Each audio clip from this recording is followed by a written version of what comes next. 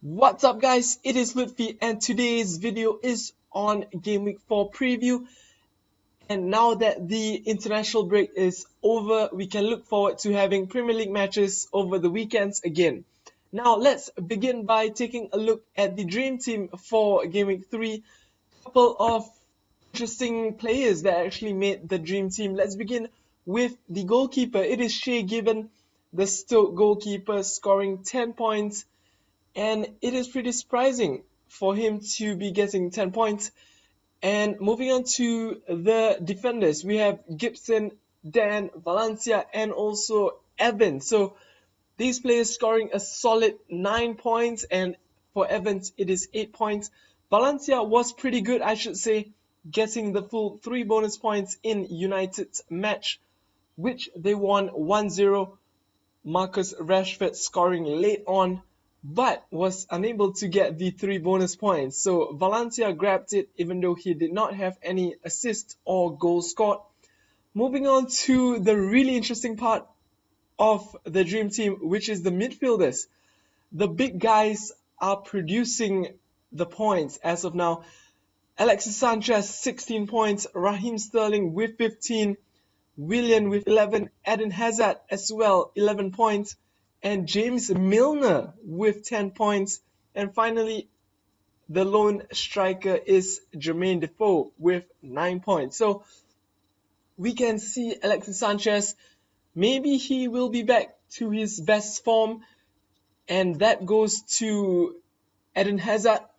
Raheem Sterling is pretty interesting because we have not seen that kind of display from him over a course of a few games, because he hasn't been the player that City wanted him to be. But now with Guardiola at the Etihad, somehow he is able to be playing good football and scoring lots of points for managers that own him. As for Willian, well, he is a reliable player and slightly budgeted, and looks to start more games and continue scoring points for Chelsea.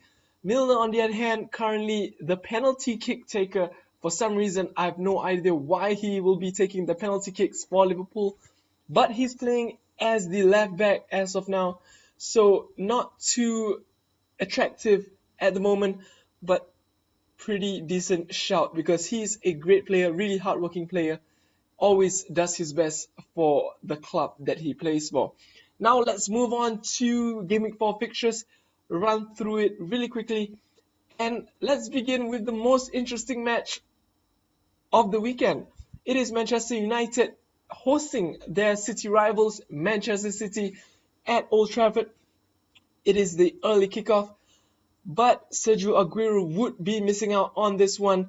Would be really interesting. Jose Mourinho would be taking on Pep Guardiola in a rematch of their managerial careers, but with different teams and different country. It should be interesting, but I have Manchester United to grab 3 points here because City's defense isn't too good at the moment, and without Aguero, I think City would not be able to score as many goals as United will against them. Next up, it is Arsenal taking on Southampton. Well, with Sanchez and Ozil looking to be back at their top form, I think Arsenal would be unstoppable in this fixture, and they'll be getting 3 points really easily. Bournemouth and West Bromwich Albion, pretty close to call, but I say West Brom would either win it or it'll end up a draw. Burnley and Hull, well, Hull has been putting up quite a display for us this season, and I think despite of their hardship without a manager, I should say, and with a bench that isn't really in depth, I think they will still be able to get 3 points against all odds. Middlesbrough and Crystal Palace. Well, Crystal Palace are looking pretty solid with the signing of Christian Benteke. Well, Andrew Townsend has not lived up to his signing as of yet, but I think overall Palace would be able to get 3 points here. They'll be motivated with their new signings, and Alan Pardew is a great manager. I don't think Middlesbrough can handle Palace at the moment, although Alvaro Negredo is on form, but I have Palace in this one. Next up, it is Stoke and Tottenham Hotspurs. Well, this may be the fixture that allows Harry Kane to start scoring for the season, and I believe that they'll be able to get 3 points. Hopefully, Christian Eriksen and Eric Lamela would be able to contribute to Harry Kane scoring. And next up, it is West Ham taking on Watford. Pretty close to call, but maybe this will end up as a draw. I'm not too sure because West Ham hasn't had the best start to the season, and I think that Watford are doing pretty well, so pretty close to call. Next up is Liverpool taking on Leicester. Should be a pretty interesting matchup. Liverpool's defense still not too good, so look forward to Jamie Vardy scoring maybe 1 or 2 goals. But Liverpool too, don't count them out because they'll be able to score lots of goals too. So I have Liverpool maybe getting the win in this one. Next up, it is Swansea and Chelsea. Well, need I say more? Diego Costa and Eden Hazard should be able to get on the score sheet or maybe grab an assist or 2, and Chelsea should get 3 points pretty easily. And final match of the weekend is Sunderland and Everton, taking place on Monday. Well, Everton should be getting 3 points against Sunderland, despite of Sunderland's new signing.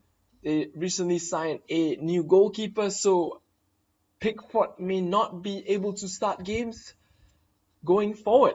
Now let's move on to my analysis and player talk. Well, Sergio Aguero being banned for 3 Premier League matches. His price has actually dropped to £13 million from £13.1 million. So he will be missing the next 2 Premier League matches in his 3-match ban. So the question is he worth keeping or not? For me, I took him out of my team because I believe that his price will depreciate and continue to depreciate. So hopefully that does happen. And when I want to buy him back, he would be, say, £12.8 million or even £12.7 million. Hopefully that's how it goes. Now, if you guys are looking to take Aguero out, well, then take a look at these 2 replacements that I believe are a good option. Yes, it is Romelu Lukaku and also Harry Kane. Kane, really solid, although he has not started scoring yet this season. Lukaku, on the other hand, in the past 2 days during the international break, he scored twice in a match. So pretty good there from Romelu Lukaku. And I think he would be able to score some goals against Sunderland and Middlesbrough. And hopefully more and more people take him into their team, and hopefully his price will increase. And for Harry Kane, he's at £10.9 million. So he actually depreciated from £11 million.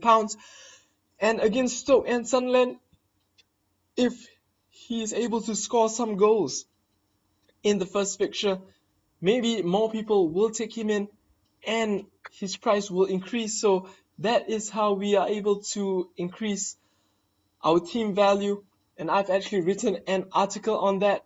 So I'll actually put the link down in the description below if you guys are interested in reading it. Now let's move on to some other players, and these are the on-form midfielders that I think you should get into your team. First up, it is Alexis Sanchez, Mesut Ozil, and Eden Hazard. Well, if you think that Sanchez is too expensive, then Ozil I think is a great option because he creates lots of opportunities and he's able to score goals as well. Sanchez, on the other hand, he is really explosive. So when he is on form, he's able to score 2-3 goals in a match and grab an assist.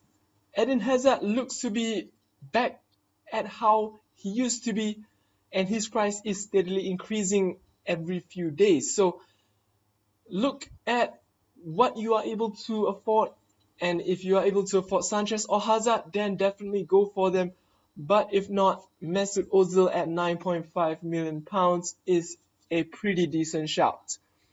So I hope you guys have a better idea on what to do with the Aguero situation. If you guys don't have the Aguero situation, then definitely consider this midfielders for Game Week 4. And hopefully you'll be able to score lots of points.